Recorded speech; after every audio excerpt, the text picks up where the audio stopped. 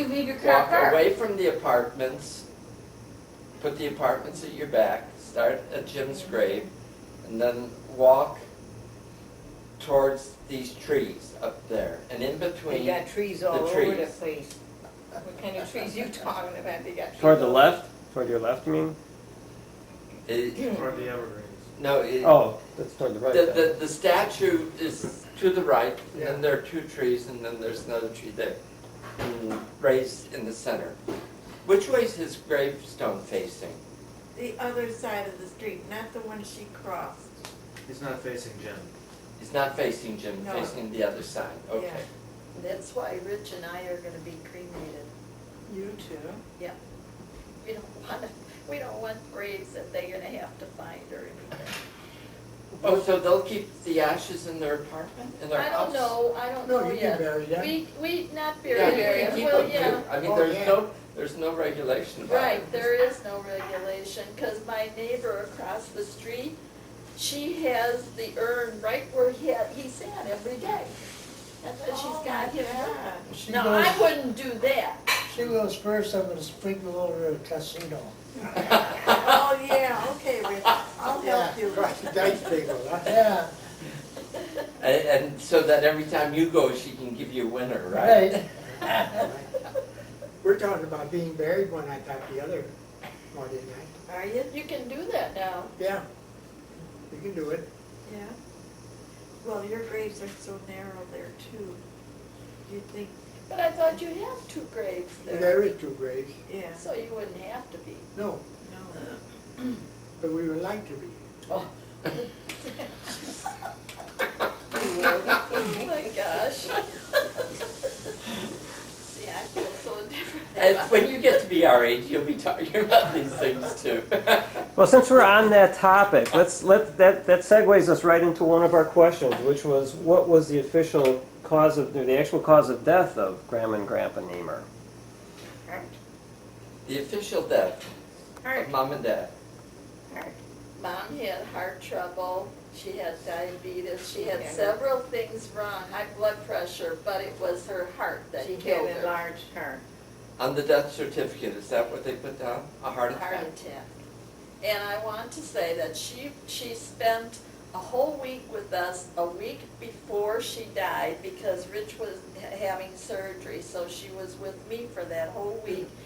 And every morning she'd come to breakfast and she'd tell me that she dreamt about one of our relatives who were dead already. And she would make a comment, I hope this doesn't mean anything.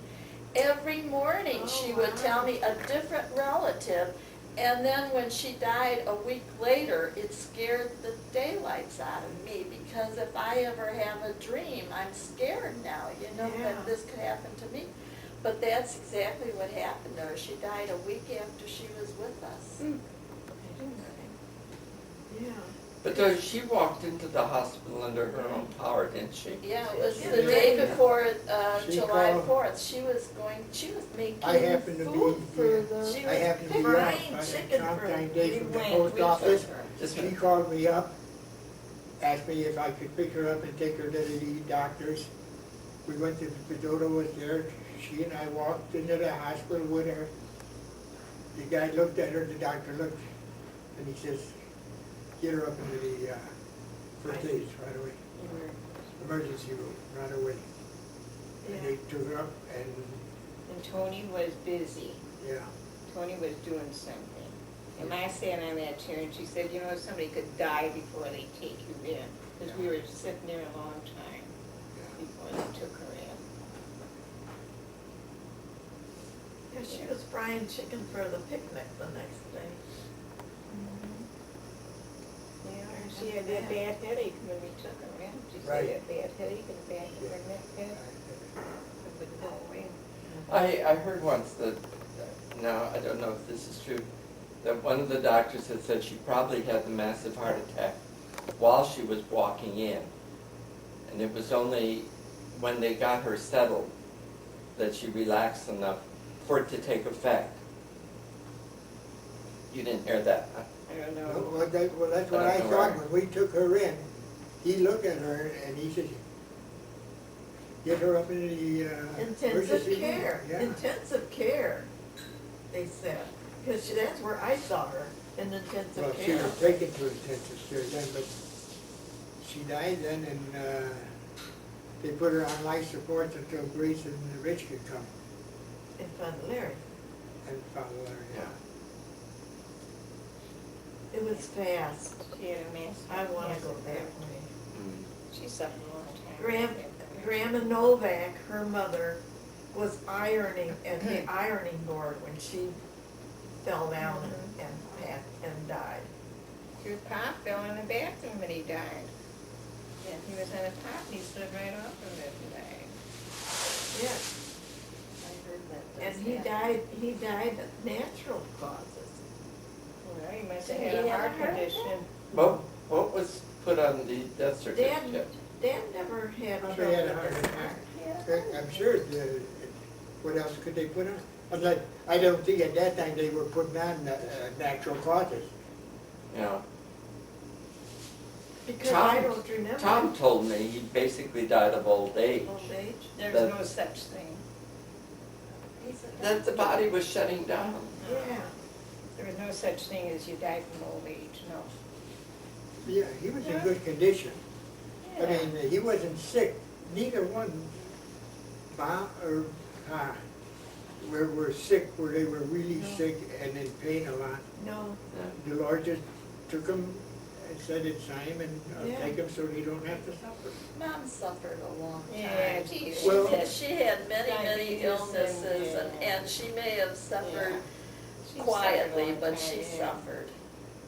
She suffered a long time. but not until she was in her 70s, Grace. Oh, I know. Oh, okay. I know. I mean, she was 75 when she died. Right. No, boy, she. And when you took say care of her for suffer, 12 what do you years. mean, in terms of headaches and Yes, dizziness? headaches, and- I can remember when she'd be out in the yard and she'd get this terrible headache and it was really, really painful. I could tell by the look She on her wouldn't face. move her head. Right. or anything. And her diabetes, she was limited to, you know, they didn't have what they have now for diabetics, and she was limited, and that bothered her emotionally. And she had heart problems. I think that she suffered a lot quietly. I did everything for 12 years for her since she got her diabetes. And she got her heart problem, I took care of everything. Yeah, Did all the shopping and yeah, cleaning it's and like, vacuuming. that's where Al takes after him in that case. For taking care of Harriet all these years, doing the work. Because that's what Dad did. So basically, the genes are good. The genes are People very live good. a long time. Yes, 75 isn't so long. For Mom, no, I don't think but, that's long. but I think she was bothered with the, see, I have high blood pressure and I've been taking pills for that. I don't know how long she's had high blood pressure and taken pills. I don't know that. But she had the enlarged heart, that's the thing that, That's from what, the blood pressure. that's, and that the doctor had said, that's when she has to take it easy. She couldn't, she would fly around. I know when she would come to my house, I was thinking, where does she get that energy? I'm telling you, she did things so fast all the She time. was about 60 or 65 at that time though, when she was coming by you. I heard Skip say the same thing about you. I was just gonna say, I would say the same thing about Bert. She's exactly like Mom was. Because she moves around so gingerly, I can't believe Right. it. Well, that's the genes, that's a good gene. Yeah, I how? think. Whose genes did I get? Was there an autopsy on either of them? They probably didn't do I autopsies. don't think I so. thought on that they had to, because Tom could not sign the death certificate. Tom Swed said he had not seen Dad for 2 years. That's why Therefore, he he could not- wouldn't sign it. He couldn't. He said he couldn't put down a cause of death. He hadn't seen Dad for 2 years. You were the So only they had- doctor Dad knew. So they had to do an autopsy, I thought, for No, I Dad. don't think They didn't an do an autopsy. autopsy. Don't you would remember, you were living with Yeah, him. they He was the didn't only know. doctor. Tom was his doctor. I And if he know. was healthy enough to, that he didn't have to see the doctor, but Tom wouldn't sign it. If I was there, I'd have said, well, you're the only doctor he knows. Or You're he's the only never one that has had. records of him. How come you Yeah. can't sign the death certificate? They took him to the Because they have hospital. to put down cause of death. They took him to the hospital. The cops came that I knew, and they said, we're not gonna put him in a wagon, we're gonna call the undertaker. So they called Barron, and Barron came with his hearse, and we took him down to Northwest Hospital, it was Northwest at that time. They pronounced him dead and then took the body over to Barron's people. So what Tom had to do, I don't know. Don't you have to request an autopsy? I thought the Now state you requires do that. I think you almost have to request it, because I know a couple of people now I that. think Uncle Bill might have had an autopsy, Well, that's how come they found out that he had, Yeah. don't you think? Well, But He was it after his death? he got beat Yeah. up, and that's why they did an autopsy to find out what happened to his brain, his head. And that's where they found out that there was pressure in his Yeah. brain. Yeah. But as far as Tom pronouncing him dead, I don't know anything about that because we took him right down to Northwest Hospital and had him pronounced dead. The cops, they went with us, they followed us, they took care of everything because I knew that. Yeah. So what did they put on the death certificate as cause of Hard, I death? guess, I don't know who's got it. You have a certificate? I think I might But have. wouldn't you think that Tom would know? I mean, he was a No. doctor. I think if you don't go to a doctor within a certain year, I think it was 5 years, Al, not 2 years. That Well, he did said I that. 2 said 2 years. years. I think didn't- it was I 5 didn't years say, of I don't care death. how long it was. He was the Yeah. only doctor that I Dad know. knew. But it was the same thing with Honey. When Honey passed away, she was taken right away to the hospital on North Avenue. What was the name of that? Got me? No, it wasn't Gottlieb, but this was in North Lake. I don't even know the name of that hospital now. North Lake High School? But when she died, they took her there and pronounced her dead. Mhm. I don't know. Well, she had cancer. She Yeah. died of cancer. So there Knew was that. clear. Yeah. But I mean, like, if I died here, there's no way my Australian doctor can say what I died of. Yeah, yeah, that's true. Besides grandma's diabetes, are there any other history of illnesses that we should know about? This was a question from Susie. You Any mean other as far as conditions? aunts and uncles? Yeah, or I In the just know family. that in Grandma's family, most of them died from heart attacks, had bad hearts. I think like Grandma her, Novak? I'm talking about Mom's Oh. brothers, Grandma Uncle Novak. Leo, they all had heart attacks, right? Yes, yes. So the heart disease did run in Mom's family.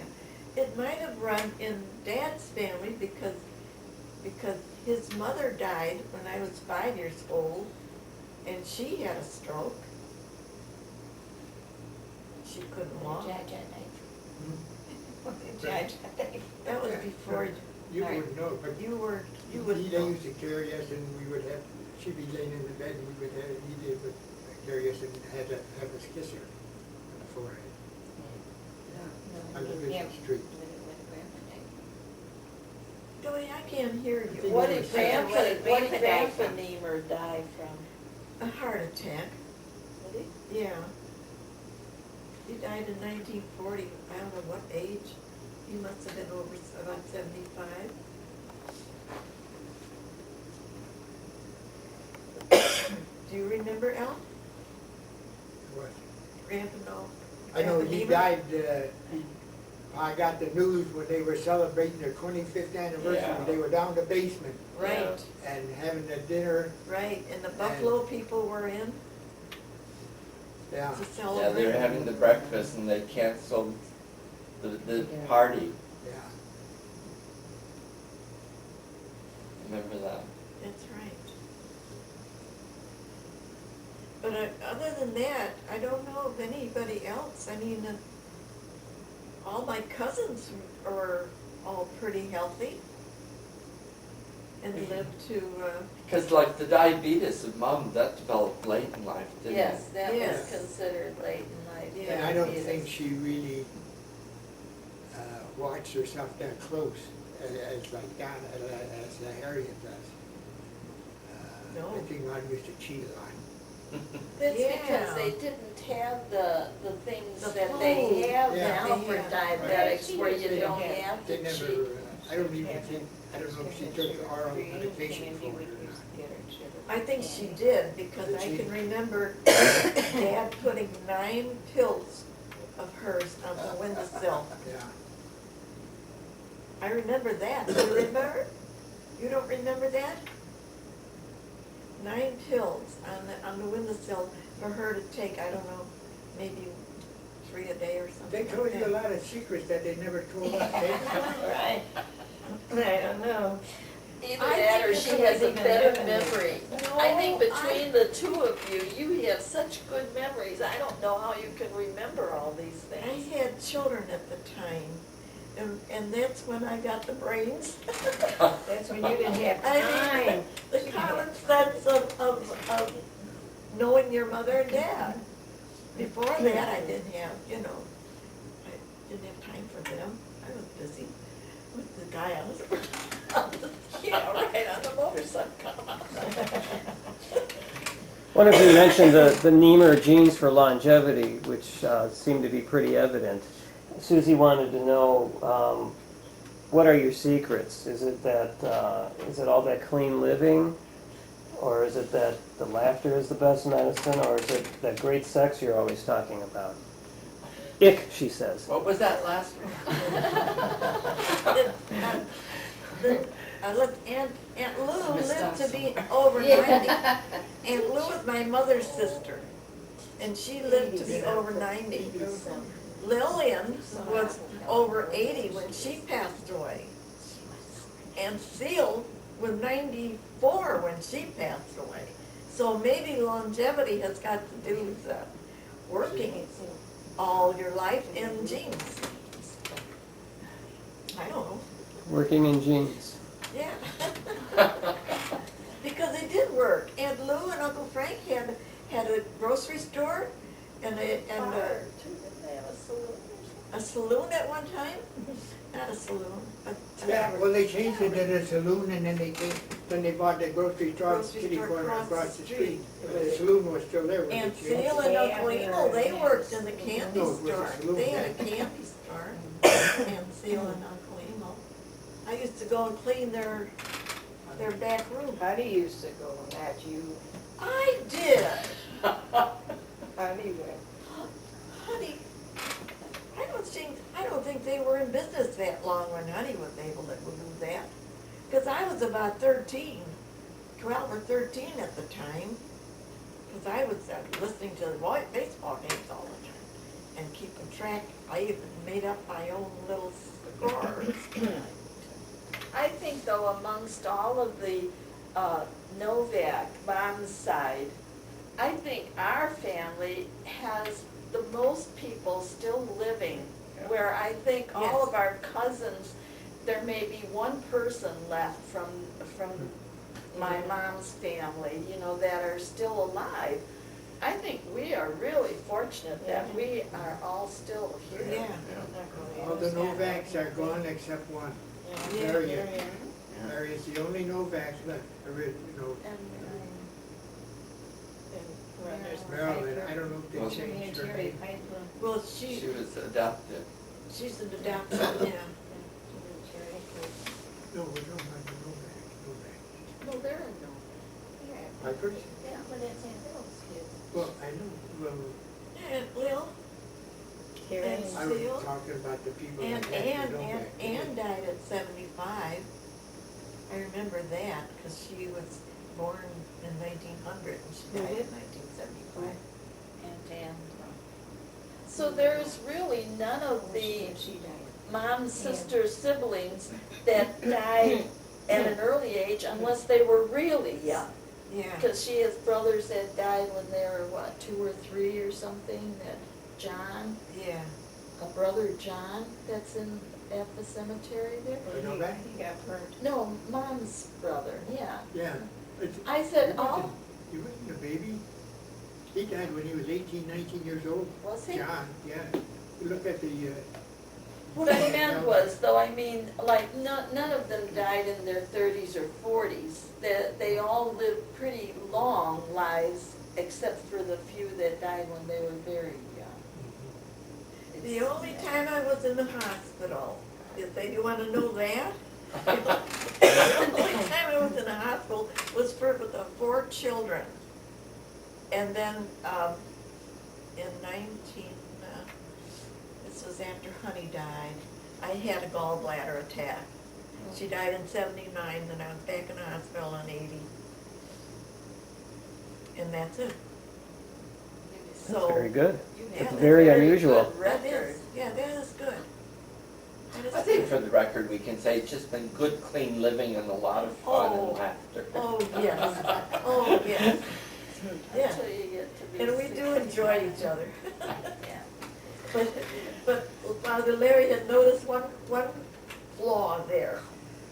He says, we take over. When there's somebody else in the family, like Danny graduated from law school, we had a party at our house. We were all sitting around the table and talking. Who do you think was having, I mean, everybody was talking except Danny. We didn't know anything about what he went through. And he was the guest of honor. And it was, we were talking about everything else. And that scares some people away. I know they do. I know it does. Rich, is that true? Do we overwhelm people? Don't you think? I remember Danny when he first started going with Debbie.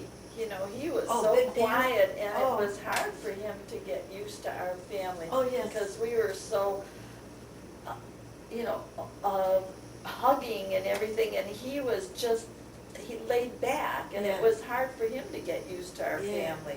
Yeah. Now he's. Now he's different. We changed him. There's a question about genealogy. This was a question that Cork had, and maybe Father Larry, you might be best suited to answer this since you've done the most research. But he was wondering, how far back can we trace the family? When did they first come to the U.S.?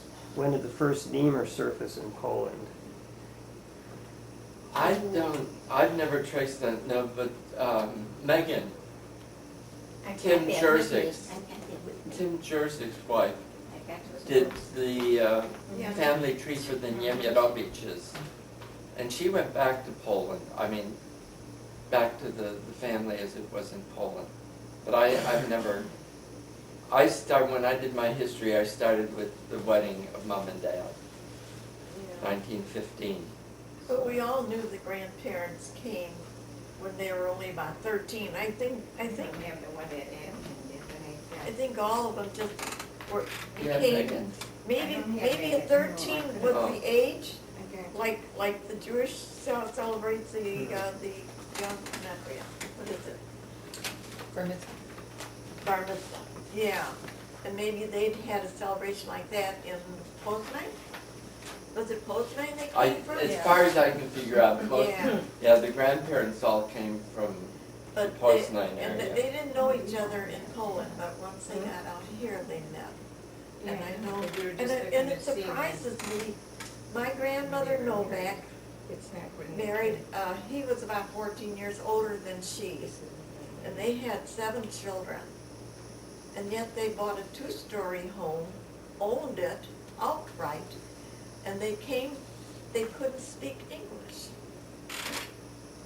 Grandma taught half Anpu, which means half English and half Polish.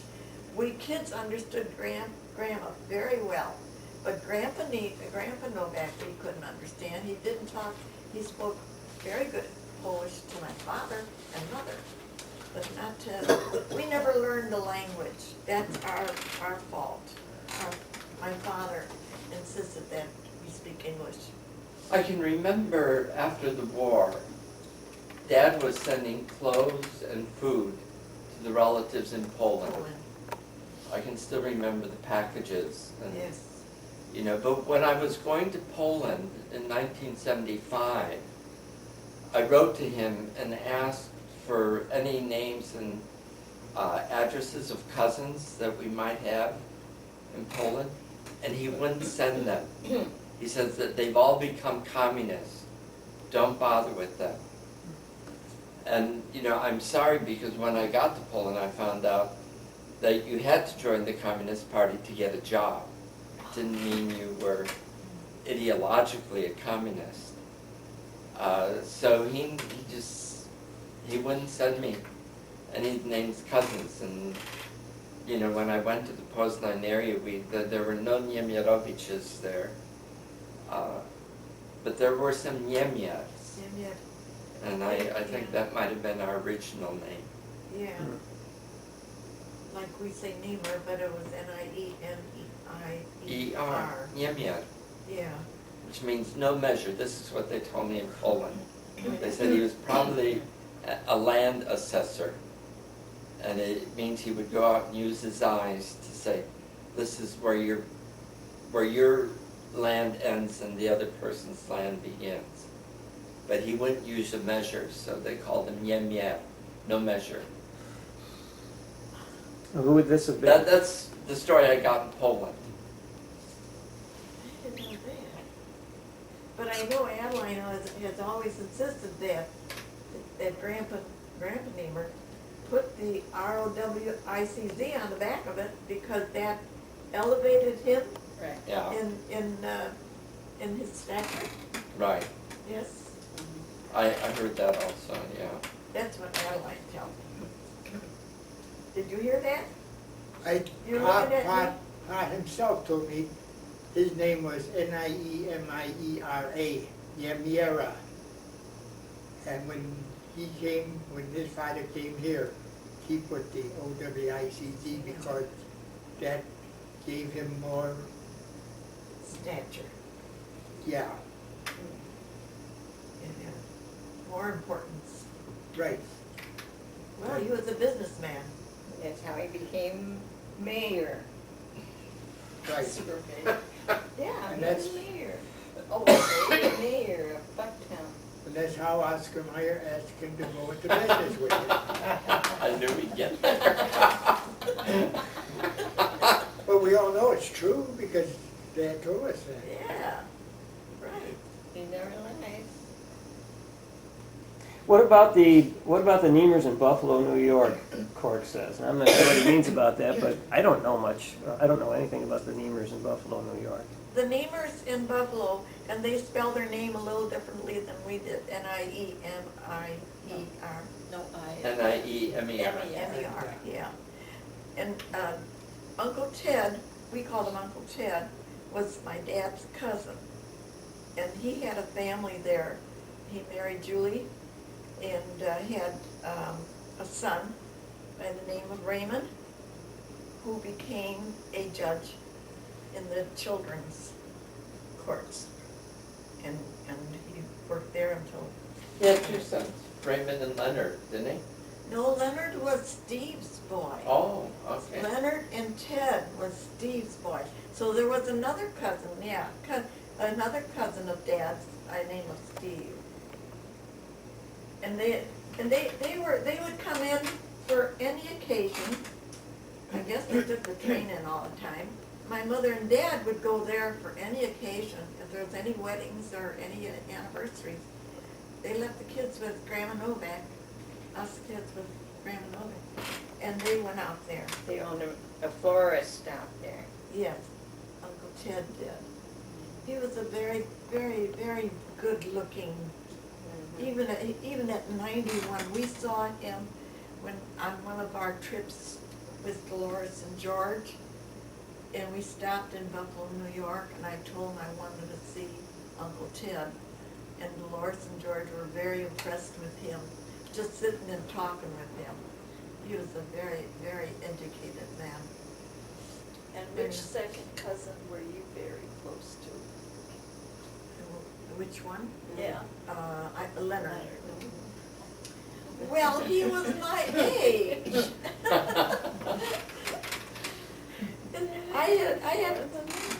Yes, I did go out there on a train during the Warriors. He wanted to do something during the war, so I went to visit him before he went into the service. But they were all in the service, the boys out there too. So, very nice cousins though, very nice. Who was I married to Anne? Was that Ted or Ted. Leonard? Ted, And she was from England. right. When he was in the service, he came back with an Because I know I stayed with them Or- once when I was going to Toronto. Yeah. And that's a Meeting, young they kid took you're me to talking Niagara about. Falls. Yes, Ted's son, yeah. The last time I saw Judge Ray Niemer was 69. He was, I was living in DC and he was down there for some convention. Oh. Got hold of me and took me out for dinner. And judge. he- Yeah. And was he very good looking then? Very good looking. I remember him That as very wouldn't have good impressed looking. me. Oh, goodness. He was very good looking. Oh, yeah. Ray was, yeah. Yeah. But so was Julie and so Ray and was, Jean. He was married to Jean, wasn't he? His wife's name was Jean. Was it? Yeah, I Yeah. don't remember that. We lost all touch with them. Yes. Uncle Ted died, and I don't know what happened to the The boys are dead. Ted and Ann I know are both dead. Are they? And I didn't keep in touch with the children. They had two adopted children. She couldn't conceive. But like I said, it was really wonderful to see how exciting my mother and dad would get to go over and visit them, because they wouldn't only go for the day. That was quite a trip on the train. And they would stay there for a while, but Grandma Novak stayed with us then. You never went as children out there? No, that was quite a ways. We didn't travel too far with Dad in the car. So, Powers Lake. Well, that leads right into the other question, another question that I have. What about vacations? I think this was from Alan again. It seemed that the only vacation that you ever went on was to Powers Lake. Is that really the case, or were there other vacations? And how fun was it? And did Grandma and Grandpa pay for it? He wants to know. Did Grandpa have a Those place are out there such or modern something? questions. Yeah. Yeah, they Yeah. just don't refer back to our times at all. It's true, we always went, every summer we went to Powers Lake Like, for our vacation. And- At least 1 or 2 weeks we would go. We would rent a cottage right on the lake. From Ted Schmitz? Was it Ted, what was his name? Schmitz? Fetz. Schmitz? Fetz. Fetz. And there'd always be another aunt and uncle and their kids. And Yes, we right. spent the And weeks with. the same Borskis would come out there, and the Kuliks would come out there, and all the kids, and we were all about almost the same age as all of them. We always had a great time at Powers Lake, always. yeah, Grandpa never rented the home because there's 2 stories to the home. Remember where we were all the way up on a The hill toboggan. and the beach was down, and they had the toboggan slide that went down Right. into the water. And in that house is when the cousins would get together, and Clara would come up with her tribe, and Tilly would come up with her girls and stuff like that. But we only stayed about a week or 2. But then after a while, Mom and Dad were renting, like a duplex. And Al and Harriet stayed there for a couple of days with the little one, with Alan. Yeah. I know I was up there when Court was just a little one too. Yeah. And my mother would help the woman that owned the home there. She would help do the laundry. She was hanging the clothes for them and everything. I remember that. Well, Alan was also making a point that even later, even vacations later in life, that you took vacations with each other, like going up to Flambeau or Silver Lake? He says Nemers and Carians, is that? Oh, I I think remember Silver Cedar Lake Lake. was where Pines had his, Trailer? trailer on the lake. What, And, what lake was because that? maybe that's what Alan's talking about. Oh. When you guys came up there for the weekend, Yeah, when the Carians came up and when and you guys were there already. yeah. And Harriet wouldn't sleep in the cottage. She wouldn't sleep in that trailer because there were Spiders. spiders in the trailer. And Yeah, well, we took a couple of trips to Flambeau, when you guys lived there. And Al and Harriet and the boys came along. And I don't know if we told this story the last time on the tape or not. But when we were there, Dodie and her friend wanted to play a joke on us. The guys were at the bar, and Harriet and I were in the cottage with our little kids. And Dodie told us earlier that there's a lot of bears there, don't be afraid of the bears. If you hear noise, don't be too afraid. And we were sitting there and just talking, and all of a sudden we heard this noise out there. The garbage cans were being turned over and everything, and Harriet and I got so scared, we were yelling for our husbands who were at the bar, our kids were under the bed, and we were scared stiff, and then we found out that it was Dodie and her friend that were turning Laughed over so the... hard. Oh, They we were were yelling so out the window. angry. They were calling for the man, they were yelling out their kitchen window. We laughed. It was funny for you. So these city people. Did I tell that story before? I don't remember, because I've heard it before, you know, but I don't think you told it last time. Because I don't think we had gotten that far. We had many wonderful visits when we went to Lac de Flambeau. We came at least 3 times. I know we came for Kathy's communion, and we came up, one time we went to the powwow. We went to your lake, and then we came when you were at the other place. And it was always so nice. We enjoyed it. You never stayed at the cottages? Sure they stayed there, the one next to the bar gym. No, we stayed with her when she lived above the store, and then when she lived, she had that home in the, no, we didn't stay in any cottage there. Well, where the bear was, that was a cottage, Oh, right? yeah, it was. Yeah. It was no, what we call a resort now. I Yeah. don't know what it was called then. We Well, did that's stay right. at a With that, cottage, yeah. that's right. Yeah, so All you of us must have were stayed. in one cottage, Were we? yeah. You We guys all didn't were in mind. one cottage. we didn't mind that. Brucey wanted to know, he says, from the time we knew Grandpa, he had no teeth. Why? And why didn't he ever have false teeth? Grandpa Niemer had teeth all the time until the day he was hit by a car. When he was hit by the car crossing Milwaukee Avenue at Ashland, he had 3 teeth knocked out. His front teeth were knocked out, and his leg was broken and his arm was broken. And he never went to a dentist to have them teeth replaced. He just learned to live without the teeth and learned to eat and do everything without them. I think the others were loose. That's why Yeah, the probably. 3 he lost, I think the rest were loose. We're loose. Yeah, they just kept coming out. Do you know why didn't he ever get them fixed? I don't know. If he felt that We he was never too old, asked him. No, it might have been But- financial. I don't, Yeah.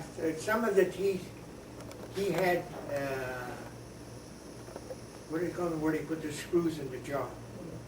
And they were, Implant. caps were put on. Cat, cat, his teeth are Yeah. cat. And the teeth were breaking out, but he still had the screws in there. Screws, yeah. And I guess, I don't know why he No, I think the roots were there. We never asked him. Susie. You know, and you could never really tell that he didn't have teeth. I mean, like now you see people take their false teeth out, you can tell right away. Because he We had could checks never put tell on the that. difference. I mean, he didn't look like he didn't have teeth. Yeah. We got used to And it. he or- didn't talk like he did. No. So whoever asked for that question, they That better was find out. Brucey. Knew it would be Brucey that Let's see, Alan also wanted to know, did Grandma Niemer ever work? They all did. Not after she got married, I No, don't not, think. is that what he Oh, means? yeah, in a grocery store. They had a grocery store. Yeah, she worked, she ran a store.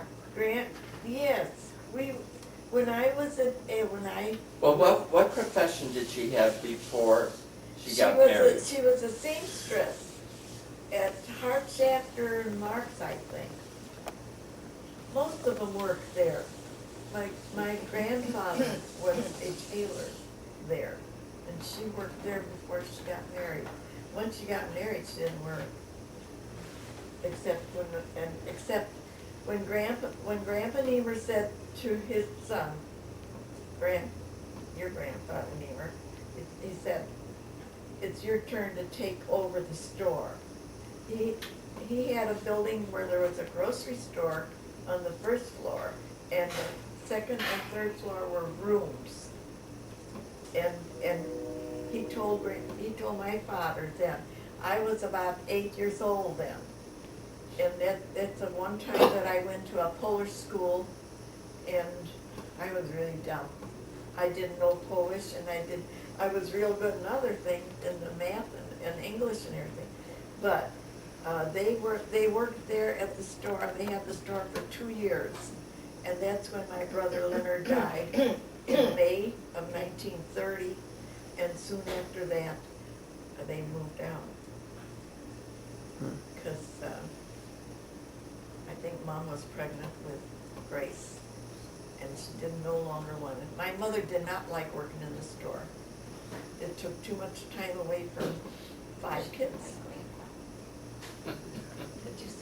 Yeah. What's that? I didn't mind working there. I No, loved what it. Doty's saying is a story that I don't know if it's true or if it's apocryphal. She What's always that? came down when The- Paul wasn't around. That You get free food from my. the grandpa would come down and take sausage See, she without heard it paying. too, I'm and- not making Oh, that that up. food, did you say? Well, Oh, no, Grandpa I felt thought that it was he something owned else. the Did something store. else that he was looking for. Grandpa too. felt that he owned the store. Right. My mother and dad just worked there. But all his children, Aunt Lottie, Aunt Tilly, and Aunt Belle, they all at one time worked in the store. That's what children are for, though, aren't they? To And- carry on but- the work of the Yeah, parents. but it was hard on my mother because my father got up early in the morning and took out the food that had to be the breads and things like that. And then he would go off to work. And my mother was in the store the rest of the day until he came back. So it wasn't easy. It really wasn't easy. It wasn't an easy life. I like the chocolate milk we always get. I was able to have chocolate milk in my lunch. School, remember? We'd always have to pay more money for chocolate milk, no? Remember? I'm a different generation. Yeah, that's before you and Larry were born. Right. But like I said, that was a treacherous. I didn't like Division Street. I lived with Grandma Novak most of the time before that. And there was gardens in the backyard, a swing in the backyard that you can lay, and Grandpa had grapes growing on the fence. And that was what I remember of growing up. I made my communion there, I was very impressed with that. Yes, And then we we lived moved there. from there onto Division Street. There was streetcars going like crazy on Division Street. There was all sidewalks, no grass, no nothing. I couldn't get used to that. And living in the house in back of the store, there was only 2 rooms, a kitchen and the bedroom. And my dad and mother slept in the bedroom, probably with, Or 2 bedrooms. There was a kitchen and a front room and 2 bedrooms. Yeah. And a The big community the big bathroom. bedroom was off the kitchen and the The small bathroom in bedroom the was off the hallway. front room, and that's where Mom and Pa slept. And we all slept in the kitchen window, kitchen oh, okay, bedroom. well, you remember that, all right. That, okay. But Leonard died there. He died, and he was only 13. And at that time, they didn't inter them in the funeral homes. They were laid out in the houses. And my father insisted that he be laid out in the cassock that he wore for being a An altar. altar boy. And I went with my father to find out if the priest would give my father one of those outfits. I was so glad that he said yes, and we were coming back. I couldn't wait until I got home to tell Leonard. And that's when I realized what death was about. I could no longer talk to Leonard. Yeah. And that was that's You my mother's remember all first. this, huh? Those 2 years on Division Street, Dodie, Yeah. it's got bad memories for me, Mhm. bad memories. They had a community bathroom, and you know where they say now pull the chain to flush the toilet? That's what it was. It was a pot, and the thing was up there, you'd pull the chain in order to get the. Yeah, then in Southport when we had our store. Did you? You didn't have no bathroom inside. I remember that. Yeah, you probably used it a lot. Right. Right, Remember? You had to go out the hall. right. No, it was a different life for me, that's why. Grandma's was so much nicer. But them 2 years, I don't think that was the only time you never had any boyfriends, did you? Since we Polish. Probably not. Probably not. Did anyone of you ever move out before getting married? Or did you all live on Mango before you, or until you got married? I don't think Nobody ever anybody did moved out that in except those him. days. It's true, Which is the only one that moved out. yeah. It wasn't thought of, that It wasn't wasn't a thought done of thing. in our. And it was right after the war. The economy was very poor, people were very poor, everybody was struggling. Nobody could have afforded to get their own apartment No. at that young age. I gave my paycheck to my mother until I got married. Yeah, I would give her my paycheck, which wasn't much, but she'd give me $10 so that I could go bowling or buy cigarettes or something, but she got my paycheck, but she also paid for my wedding, so I was happy. Yeah. She did? Yeah. We didn't know that. Oh, yeah. Did you know that? did you?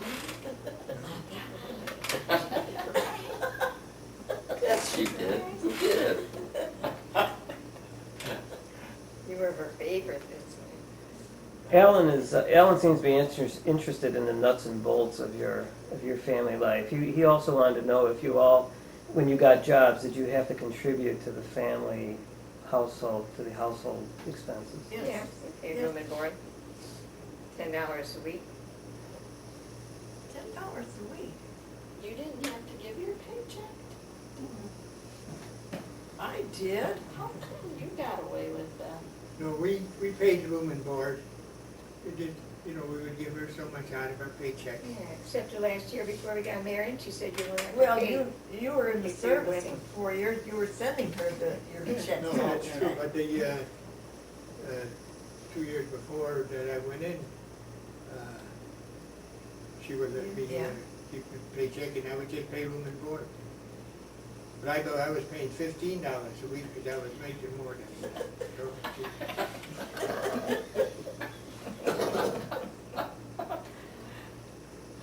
That's right. I seem to remember that was, you know, that they paid room and board. Yeah. Yes. We did. That's why I Yeah, was it was a surprised. different generation. Yeah, that you gave the whole paycheck. But then you were the only one at home by that time, weren't Right. you?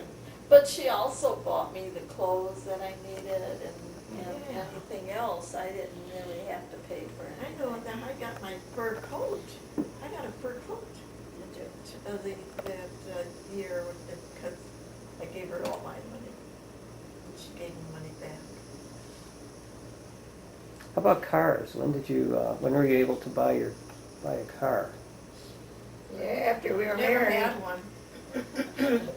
After we were I married. didn't learn to drive until I was pregnant with Rick. So that was in 1955, and I was, how old then? 23 years old, 24 years old before I even learned to drive. We didn't. have one And you then. didn't have two cars until when? Oh, not until When 10 did years Dad ago. get rid of the Ford that we all drove? He had like a 1919 Ford, and then he bought a brand new Ford, and he had that until we moved to Logan Square, and then he bought a Studebaker. But the Studebaker had a shift, so he never learned to drive with a shift, so Ma drove. I don't, Ma always drove the car. I don't He- She remember drove him the, she driving. drove the Ford. He drove the Ford, She yeah. did. Oh, I drove the Mom Ford, did. yeah. Ma used to drive all cars. Yeah. She learned how to drive all Yeah. cars. But when we got the Studebaker, he didn't want to learn how to drive with the shift. So Ma learned how to do it, and she did all the driving. Yeah. He never drove, wherever After we that. went, she drove it in the Studebaker. He never drove. He Did we always still was- have a car when we moved to Mango Avenue in 1939? Yes, Yes. yes, we had the Studebaker. Because I don't remember that. We had the I Studebaker don't then. remember going. But at the time of Pa's accident, which was 1940, One. Yeah. how come Uncle Emil always had to take him No, to he the wasn't- doctors, or Oh, Uncle Art always had to take him to the doctors? Mom obviously wasn't driving, or didn't have a car, oh no, or... at the time of his accident, I think, well, the time of his accident, he was, they were with Uncle Sam. And Uncle Sam was driving, and they were going to his car. But, I thought, Ma drove anyhow. I don't remember him ever driving the Studebaker. She's talking about going to the doctor. Taking Dad to the doctor. When Dad was in the accident. After Dad was in the accident, and after he had his leg in plaster, they still had to take him to the doctors. And I can Maybe I just drove. remember Uncle Emil coming I over. think Al drove. Maybe I drove him, and if I could make it, maybe Uncle Abel used to drive him. Because I remember, we would go driving to the lakefront for, to spend the night at the lake or something. Al was driving, and in order to let people think we had a radio in the car, we played the phonograph. Portable photograph. Crank up phonograph. Crank it up We and made put a believe record that- on it yeah. there, put it in the back seat, and we'd Yeah. open the windows and we'd be driving. Go up by a streetcar stop, and the people are, oh, she's got a radio in this car. I think you drove that car a lot, Al. Yeah, Yeah. we did. But then maybe Mama didn't drive then. And pile 10 of us in. No seatbelts in Dances. No seatbelts, no driver's license, you didn't need anything. Just get in the car. Some cousins might want to know why you and Auntie Honey didn't learn to drive or didn't get licenses. I never needed one. During the war years, they weren't manufacturing cars, and in order to get to the place of work, you had to have somebody drive you there, and there had to be at least 5 people in your car for him to get an A sticker so that he can get gas for that car. So I went with somebody that lived on Austin I don't remember his name now, but he would pick me up to drive me to work. You didn't want to learn to drive. She Yeah, can do when you got anything and older. everything except drive, right? She can do everything and anything. Well, and But she's then, good at and then, it. She never drove. and then when I married Ray, that was his car. I didn't have anything to do with his car. And when we moved out there in the boonies, what we call the boonies, and he had to have the car to go back and forth to work, it was his car. Nobody else could drive it. I didn't need it. I had people driving me all over. I had a neighbor next door that took me any place. But is that why you never learned to drive? Because we couldn't afford another car for that. We never We had all two learned, cars. yeah, we Until learned Jim with only started one cooking car. Simpson's car. I drove John Ostrommer's car. I did, but I wouldn't say it's my car. So We're why not didn't you talking drive about Ray's car whose then? car it is. We're talking about why you didn't want to learn to drive, you and I Honey. learned how to drive. I knew how. I just never got a license. Uncle Frank would have got you one like that. Yeah, Uncle Frank, because he worked at the place. yeah. Yes. Uncle Art Yeah. got mine. Uncle Frank got ours. I didn't Because care to You get it. didn't even have to take the Once test. once I had the children, I We didn't didn't care have to to get it. pay either. No? Get in there. Hey, Frank. Right. My niece, my nephew. We're in like And that. I wouldn't give Yeah. any money. I mean, it's true, so Honey never learned to drive either. Why? She certainly could have. She was coordinated enough. Probably, we had strong men that felt that way about their cars and not their wives. Oh, that's That your was about excuse. strong men that don't teach their wife how to drive. Yeah, Of course, right. Harriet never. Harriet doesn't drive. Yeah, right, there He's you a go. strong man. He's You strong. finally caught on why I said Right, the So strong you men and know I are about the only ones who are liberated. Boy, I'm telling you, I'm glad I drive. And then when, Even if I then when the can't see kids a got block old enough down. to drive and get their driver's I don't go that license, far. I don't there know. were 6 people living in the family and there were 5 cars in the driveway. Why would I need a car? I You really didn't always have 5 cars. I really didn't We need didn't it. I move out liked to to the walk, boonies. you know? And probably if there had been a need, both for you and Honey, you would have learned. I probably would have. Because look at Aunt Lil. Yes. Aunt Lil was how old when she learned how to drive? After Art died, he was 54 and she was younger than he. Yeah. But Honey took the bus or the streetcar to work. Or It's somebody not gave her a that lift. she got a lift from her husband. No. So I Well, mean, but she she should. was no longer working when she was in Schiller Park, No, was she? no. I don't She know, was home all the time. Yeah, she quit when she had Billy. Right. Yeah. And 'Cause the, I and the remember- other kids too. One time visiting Honey, I may have told you this story, but it was a few years after I was ordained, and I was visiting her. And as I came up the sidewalk, I could see all of Bill's shirts nicely ironed and hanging up. And, you know, I was saying, oh, it must be nice to be married and have somebody to iron your shirts and, you know, have them all clean and nicely ironed. And I apparently was going on about it, because she then looked at me, she says, are you trying to tell me something?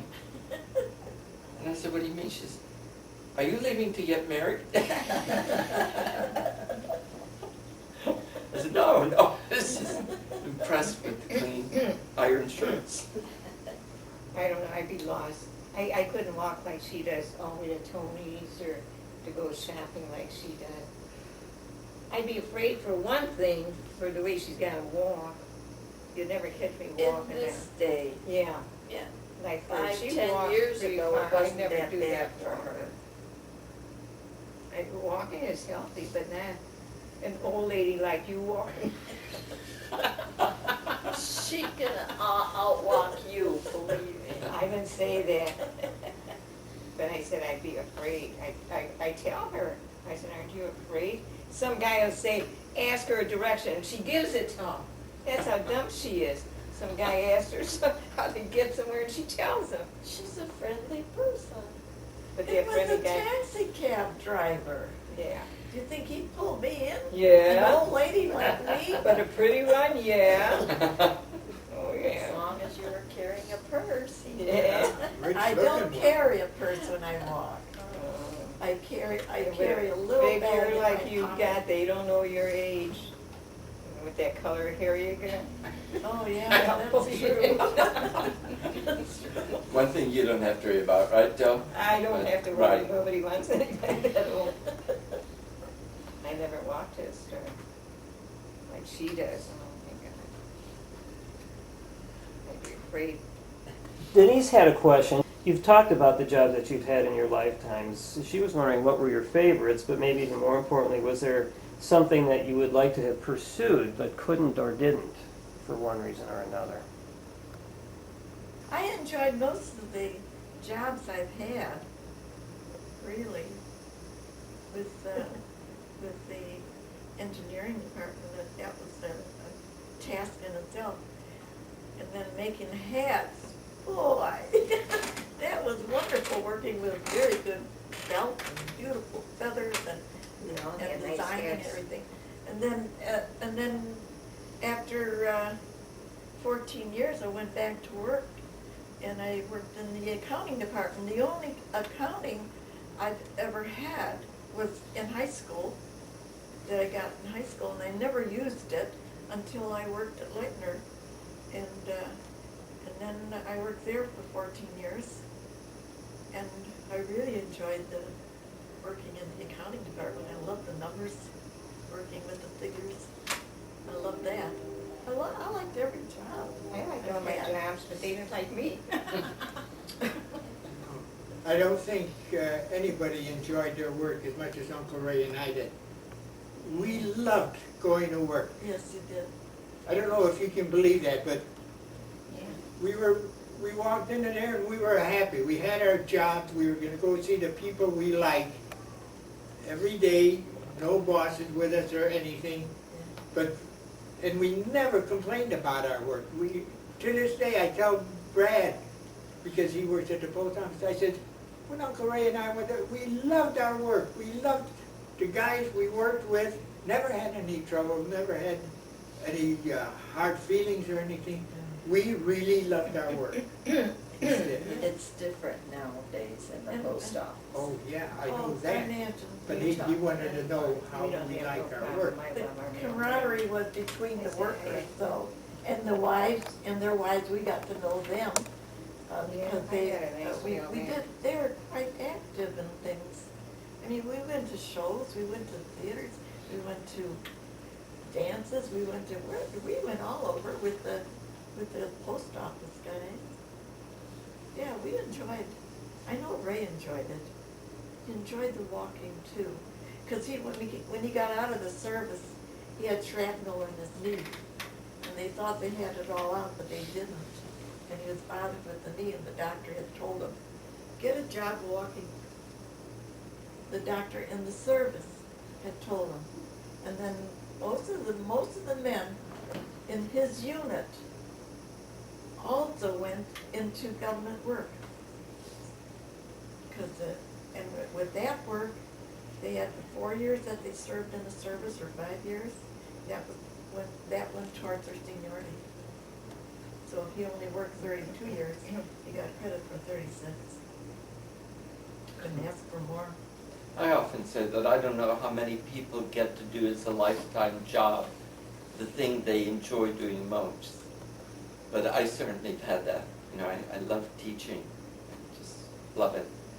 The classroom put me in front of a group. I'm enough of a ham to be energized by class, and I love to teach. And That's because you know what you're talking about, you know? That- Yeah, that's most of it. We hope he does.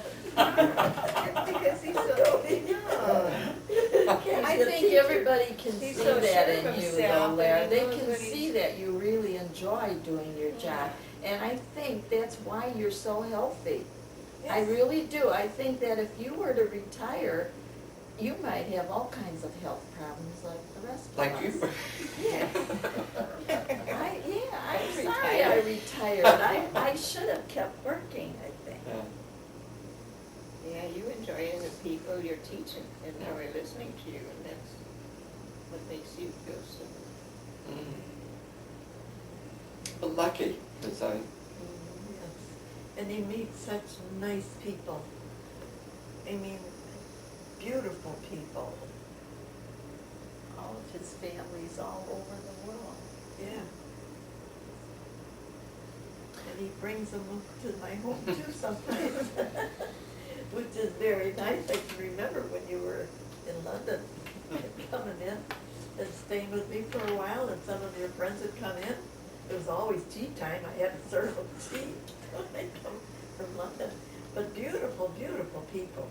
And you still keep in contact with them. And that's nice. You had talked about where you were up until around 1980, but then we kind of lost track. I was just wondering if you could kind of quickly tell us where you had taught after that. I know you've since been. 1980. Yeah. Well, once I finished the doctorate, between 1980 and 1990, I was teaching full-time at Catholic Theological Union, working to get my professorship, which, demanded publications, a lot of other things, which I finally got in 1985. Then I had a sabbatical, a full year sabbatical for 1986. And I spent some of that time in Washington, D.C., about 3 months in Rome. I was working on a book, which I never finished. And I went to Australia to teach for a semester. And on the way back, just before I left, the superior there said, "Would you ever consider coming back to Australia full time?" And I told him, "Don't ask me now." I said, "I would say yes now, but write to me after I get back." And so for 3 years he wrote every 6 months, asking me to come to Australia. And then, I got, my alcoholism developed after 85. And during the sabbatical, I was drinking. 87, I was drinking quite a bit, 87 and 88. And I think enough about the disease to know that once you're addicted, it's survival and nothing else. At that point, I wouldn't have had any dreams or expectations or anything. I needed the alcohol in order just to function. And that's all it was. It was just survival. There weren't any plans, dreams, or anything at that time. And then when I went in for treatment at the beginning of 1989, and that's, while I was in treatment, I got a letter again from the Prevention Australia saying, "Would you come?" And I said to him, I said, "Look, when you first asked me, you didn't know I was an alcoholic. I didn't know I was an alcoholic." I said, "So if you want to take back your invitation, I can understand. But if the invitation still stands, I think I would like to take it up." So he wrote back immediately by return post, really, and said, "Look, as long as you're in treatment, that's fine. We'd still want you." So then I went to my superiors and said, "I've been invited. He's been writing for the last 3 years, and I'd really like to say yes to his request." And the superior at that time said, "Well, Larry," he says, "we've already said no to you 3 times when you asked to go to a different assignment." He said, "So, at this point, we'll just say, do whatever you think is best for you. And if you want to go to Australia, we'll support you." So that's how I got assigned to Australia in 1990, and I left at the beginning of 91. So, yeah, those last years of the 80s were, you know, not many good memories for me. They were just survival. And drinking way too much, and just trying to get by. Still functioning, you know, this is, I often say this even at AA meetings, you know. I was a functioning alcoholic right up till the end. You know, even when the last, I'd say the last 4 or 5 months, I probably was drinking a bottle of scotch a day. Just sipping it all day long.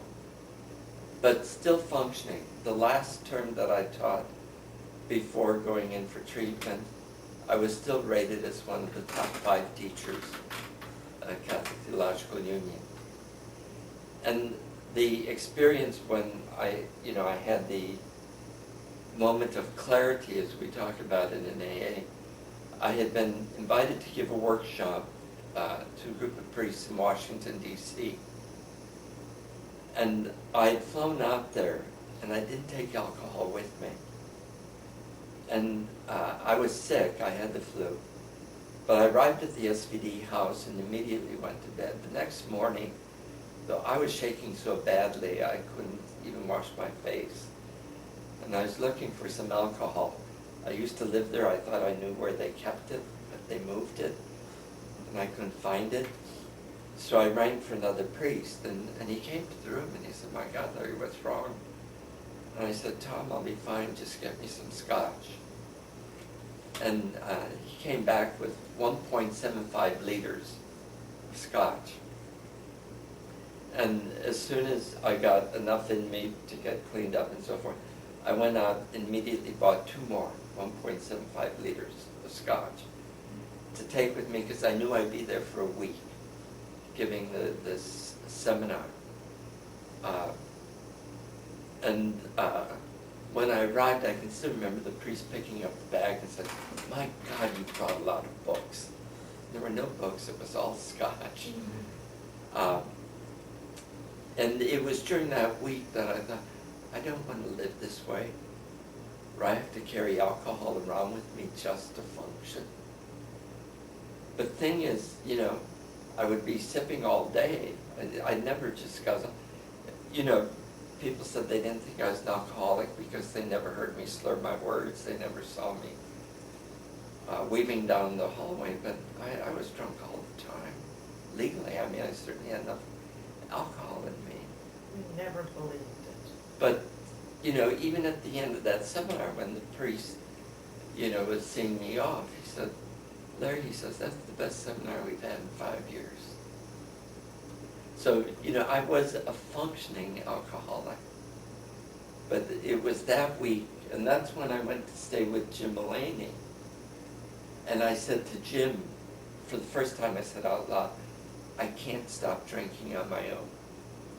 I'm going to have to go in for treatment." And so when I came back, I asked the superiors to go in for treatment. And the day the superior was taking me, John Stussel was taking me to the hospital, he says, "Larry, I don't think you're an alcoholic." He says, "I've never seen you drunk." Now, the man had lived with me for 3 years. But again, he meant, you know, I wasn't slurring my words. I wasn't, you know, misbehaving. You know, I was withdrawing a lot.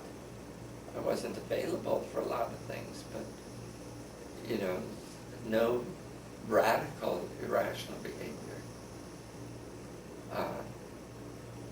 So, you know, I thought at that point, Australia, it might be good to start someplace else, start a new life, and it really was. Australia was real good.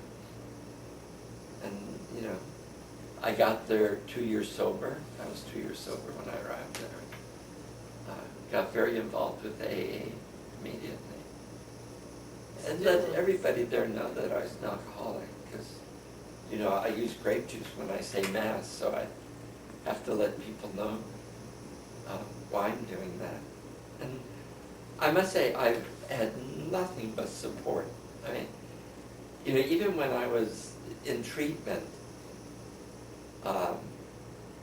almost every faculty member at Catholic Theological Union either came to visit or wrote a letter of support. You know, so it was, it's just, you know, I've had tremendous support.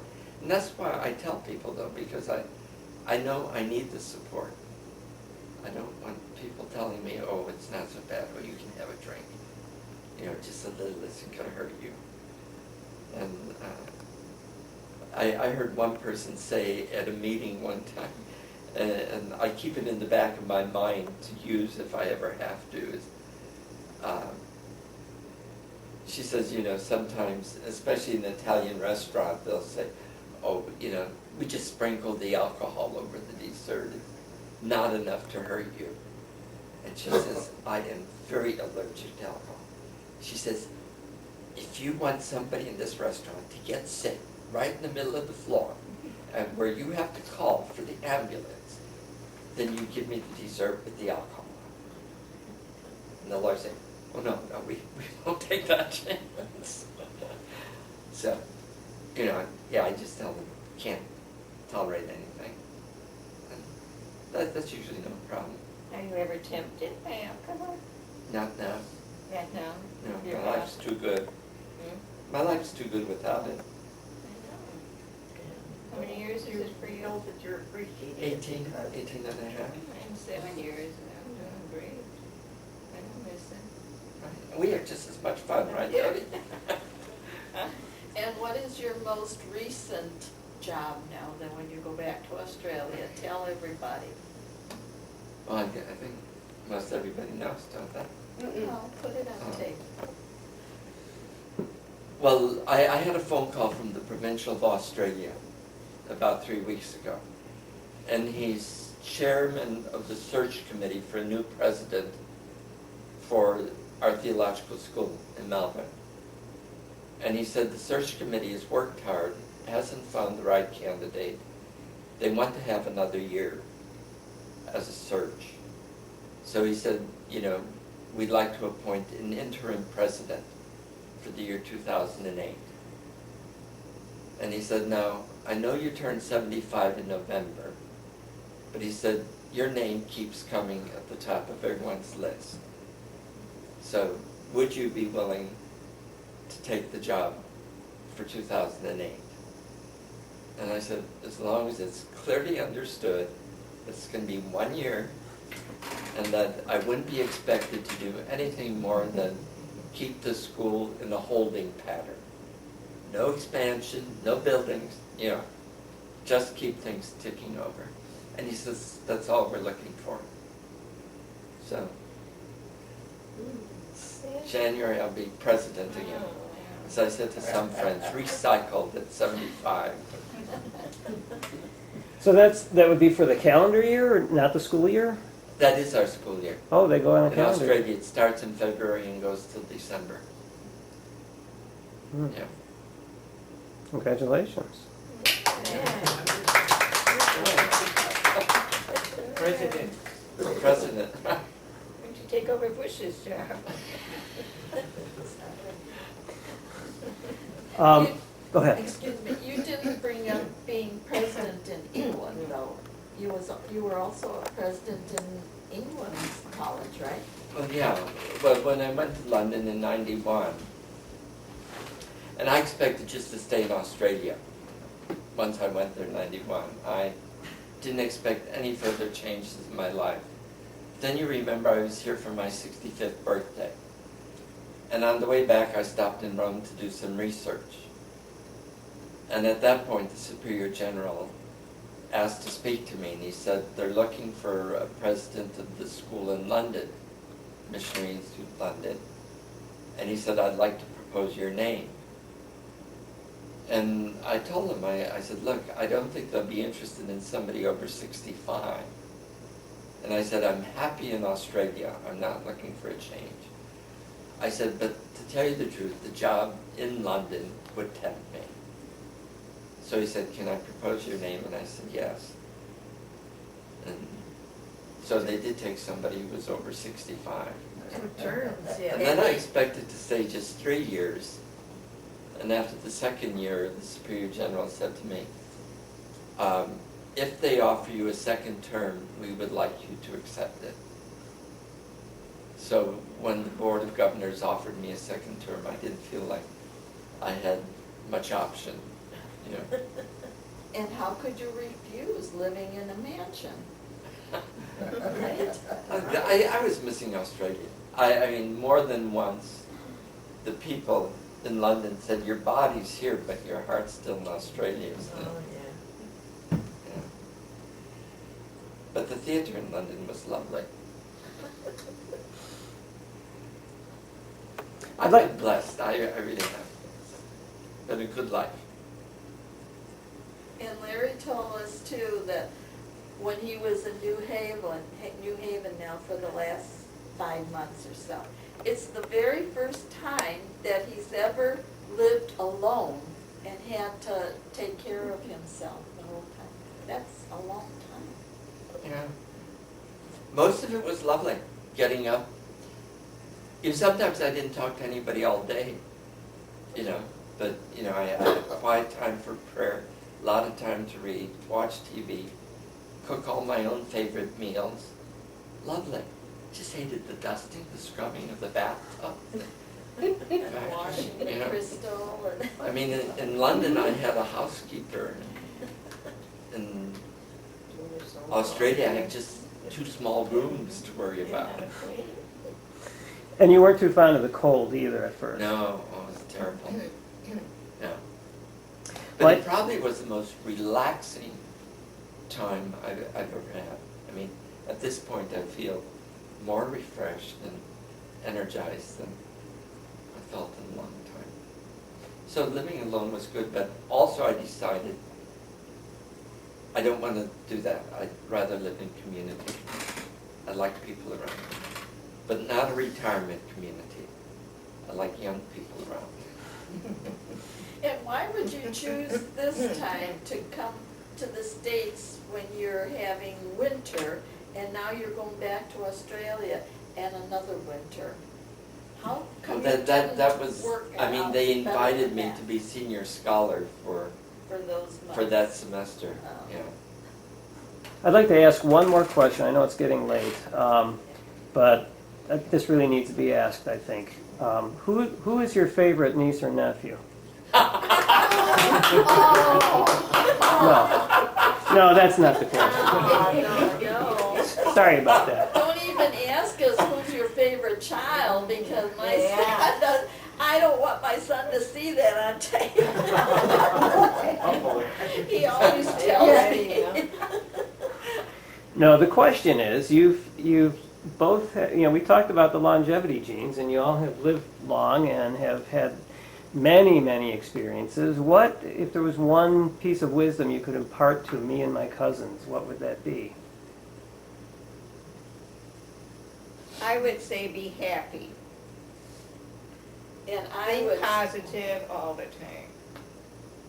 I would say, no matter how angry you get with one another, make up before you leave. That's what we've done. We've many times been angry, but we always make up, and that's why we're so happy together. And we'd always say, who's got the party next time? Virginia. Family is most important. You know, even if, you know, like, because I've been away so much of the time, but, you know, the family is where you know you are loved unconditionally. Family is the place, you know, friends, you can't count on that. Family, you can count on that you'll be loved unconditionally, that you'll be supported, that you'll be welcomed. And, you know, so I just think family, you know, and nurturing the family relationship is just so important. In our family. Yeah, We are we are very unusual. fortunate to Very have the unusual. family we have. For anybody, if they can have the family we have, they Yes. would be amazed at how they are supported. Right, right. There were less wars in the world. I can remember Dad always saying, you know, you made your bed, now lie in it. But when you came home after some problems, they always welcomed you with open arms, always. They were very amazing. I can still remember back in the days when I was with the girls from Barra College and would bring them over sometimes. And this one time I was bringing Dulce. Remember this beautiful Brazilian girl? Yeah. And she wanted to go to a wake, and to, the wake of the father of the priest who was instrumental in her coming to study here in the States. And I realized it was near where Mom lived, Mom and Dad. And so I said to her, well, would you like to stop at my parents', you know, for a cup of coffee before I take you back to Lake Forest? And she thought, that'd be nice. I was real concerned about how my mother would respond to me arriving with this beautiful Brazilian girl on my arm, just, you know, so I phoned Grace and I said, you know, would you tell Mom, because she was out, and so would you tell Mom that, you know, we're going to be stopped for coffee, I'm bringing this girl from Barra College. Well, she didn't get home before I arrived. She was coming up the street. And we met just before going into the house. She said, oh, you brought a beautiful girl home. How nice. I was worried. She didn't have any problems. No, she didn't, even though, no matter who you brought home from any of your seminarians there too, No. which were not Americans, you know. Or the time I brought a bishop to the house for Yeah. coffee. Where was he from? Bishop van Beckham, Yeah. Dutchman from Dutchman. Indonesia. I remember, yeah. Mom had no problem. No, she didn't. All I can say is, we know we have a great family, but we heard from everybody that knows us, we can't believe that your family can get so along so good. That we all love each other that much. And I guess it's true. That's true. That's what they tell me anyhow. Yeah. That's what I hear. It's true. Oh, we tell each other. We tell I've them always, a I've always told my children to be careful what you say to each other, because they will never forget it. They might forgive you, but they'll never forget it. And I'm hoping that they follow, I know they followed through with that. Just that, because I felt that way. I had to watch out what I said. I could be very open sometimes. Oh, yeah, I can too. Uncle Rich, we have a little bit of tape left. Okay. All I can say is that as far as the love of the family, and I know Denise and Rick feel the same way about their cousins, and I just hope that it carries on for years to come. You know, Yeah. That's the true. cousins get a little rowdy, I understand, when they're at one table. Bring them to the wedding. Yeah. They have fun though. But they have fun. enjoy each other. Yeah, they do. And it's because they see each other at least twice a year. Have a lot of parties. I can remember Mom saying, it's important to celebrate the good times. The bad times will take care of themselves. And I think that's so true. Celebrate the good times. And we do. Yeah, she did. She did.